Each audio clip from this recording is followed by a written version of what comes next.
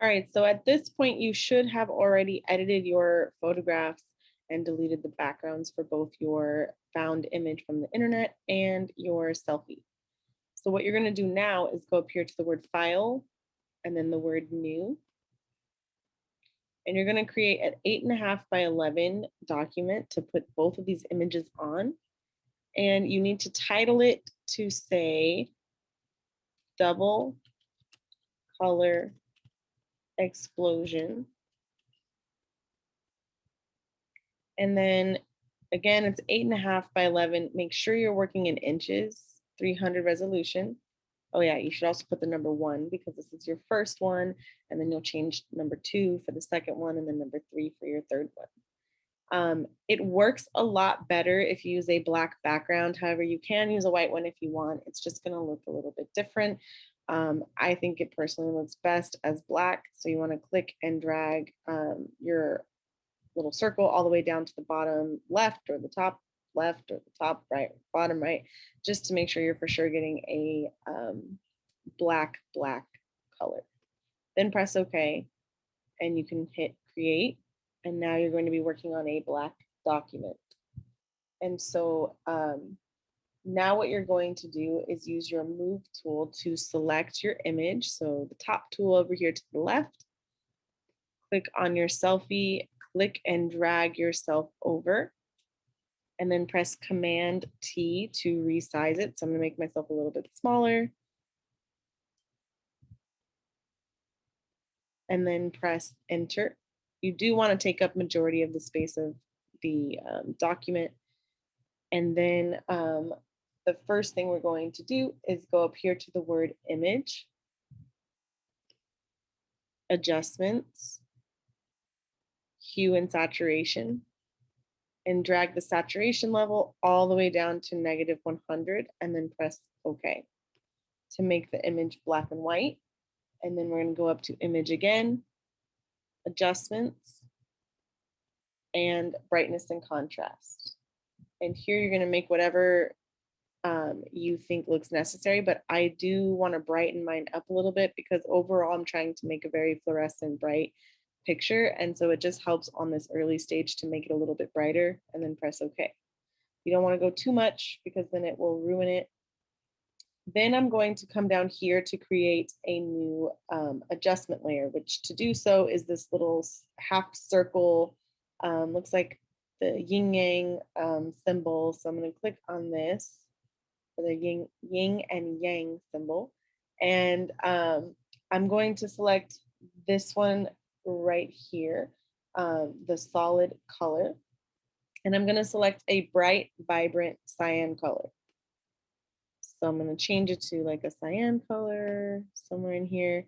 And it should be the most vibrant that they have. So you want to make sure you're selecting a vibrant color and then press OK. Then you're going to go to your blending mode and you're going to change it to multiply. So the blending mode is right here where the word says normal, and change it to multiply. Now we're going to drag and drop in our second image.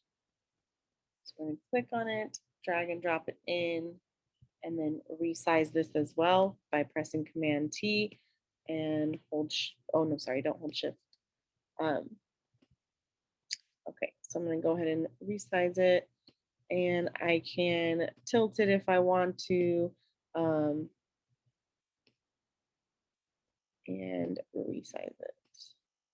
Okay, then I'm going to press Enter or Return on my keyboard. And then I'm going to change this layer's blending mode to the word lighten so that you can kind of see through the image. And now I'm going to go ahead and add an adjustment layer. So again, the little half circle, I'm going to click on that. And I'm going to add brightness and contrast through this option because I need to select this right here, which is going to be a clipping mask. Okay, so I'm going to click on that. And then now my adjustment is only going to be made to that specific layer. So you can see when I make it a little bit more bright, it's only happening to this layer and not to all of the ones below it.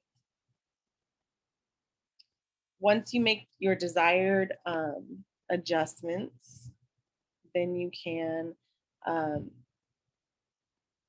press Command I, which is going to just hide what I just did.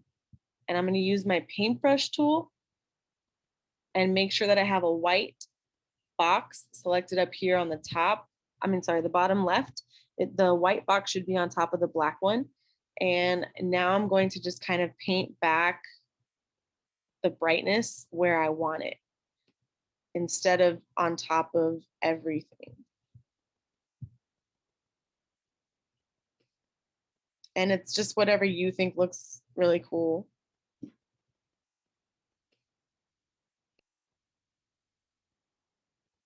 Okay, so once you've painted back the brightness in the select areas, now what you're going to do is go to the adjustment layer again. So you're going to add another adjustment layer, and this time you're going to add a solid color, but of red. So it should be a very, very bright red, vibrant red color, and then press OK.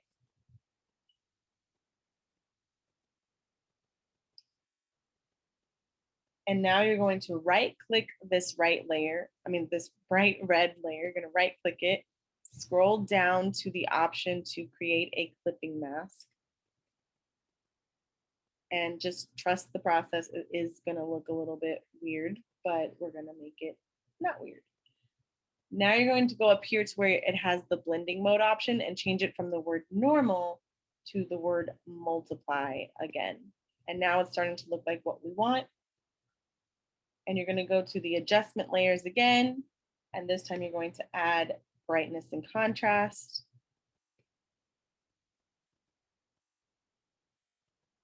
And you're going to make whatever you desire to make it as bright as you want.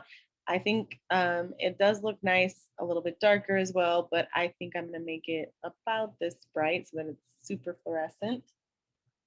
And then I'm going to go to my adjustment layers again. And this time I'm going to select hue and saturation.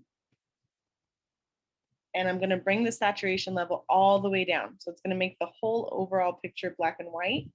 And then I'm going to go here to the blending mode on the hue and saturation level and change this one to where it says soft light. Scroll down to soft light.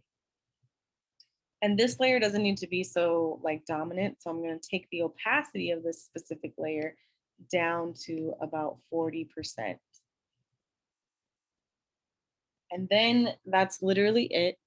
I'm going to go up here to the word file, save as, save on my computer, and choose somewhere for it to go. So I'm going to leave it in downloads, but again, make sure it says double color exposure #1. Oh, sorry, explosion. I'm supposed to say exposure. Sorry, I messed that up. Double color exposure #1, and then press save, and then press OK. And then you want to make sure you save it as a JPEG as well. So you're going to go up here to the word file, save as, and save it on your computer again. And this time you're going to change it from saying Photoshop to JPEG, which is JPEG, and then press save. So that's one finished, press OK. And then you have 2 more to create. And if you used an animal like I did, then you still have a cartoon and or a celebrity to create. And then that's it.